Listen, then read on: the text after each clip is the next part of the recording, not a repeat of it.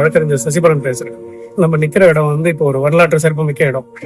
நம்ம கீழூர்ல இருக்கிற நம்ம பாண்டிச்சேரியை வந்து நம்ம தாயகத்தோட, புதுச்சேரியை வந்து நம்ம தாயகத்தோட இணைந்த இடம் தான் இந்த இடம். இங்கதான் வாக்கெடுப்பு நடந்தது.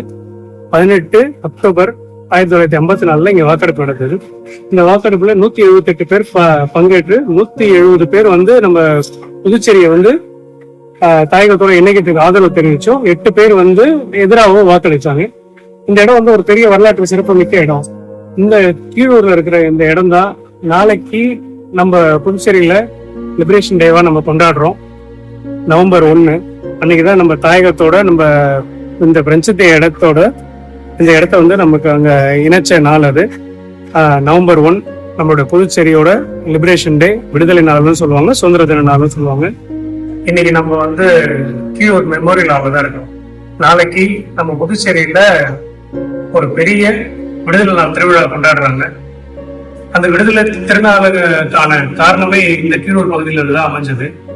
இங்கதான் ஓட்டெடுப்பு நடந்து நம்மளோட புதுச்சேரி மாநிலத்தை இந்தியாவோட இணைத்த நாள். இன்னைக்கு இந்த இடத்துல வந்து எப்படி இருக்குன்னு பார்க்கலாம். வந்ததுன்னா நம்மளோட பகுதியை பாருங்க, எப்படி இருக்கு. நீங்களே நான் அந்த வீடியோல காட்டுறேன், எப்படி இருக்குன்னு பாருங்க. ரொம்ப கஷ்டமா இருக்கு.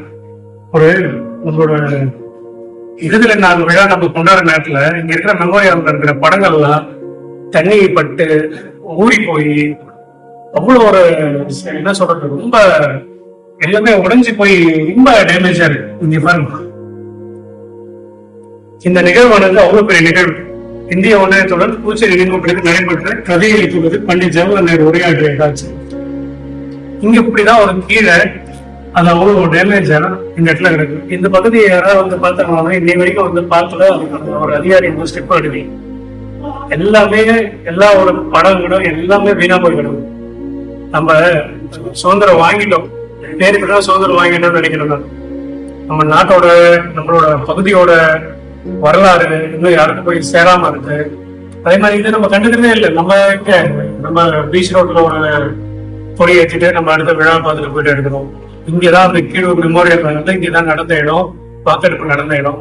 இந்த இடத்தோட நிலைமை ரொம்ப ரொம்ப சொல்றதுக்கே ஒண்ணும் இல்லை. அவ்வளோ ஒரு எல்லாமே உடைஞ்சு போய் சிதறம் அடைஞ்சு கிடக்கு. தயவு செய்து அரசாங்கத்துக்கு நான் அதை கோரிக்கை வைக்கிறேன். நாளைக்காவது அதை கொஞ்சம் சரி பண்ணிடுங்க. நாளைக்கு நம்மளோட லிபரேஷன் டே கொஞ்சம் சிறப்பா நடக்கட்டும், மக்களுக்கு போய் சேரட்டும். ஸ்கூல் பிள்ளைங்களுக்கு இங்க டூர் கூப்பிட்டுவாங்க, இங்க இருக்கிற விவரத்தை சொல்லுங்க, இதுதான் நம்மளோட புதுச்சேரி வரலாறுன்றதை சொல்லுங்க. இதெல்லாம் கொஞ்சம் செய்யுங்க. மிக்க நன்றி.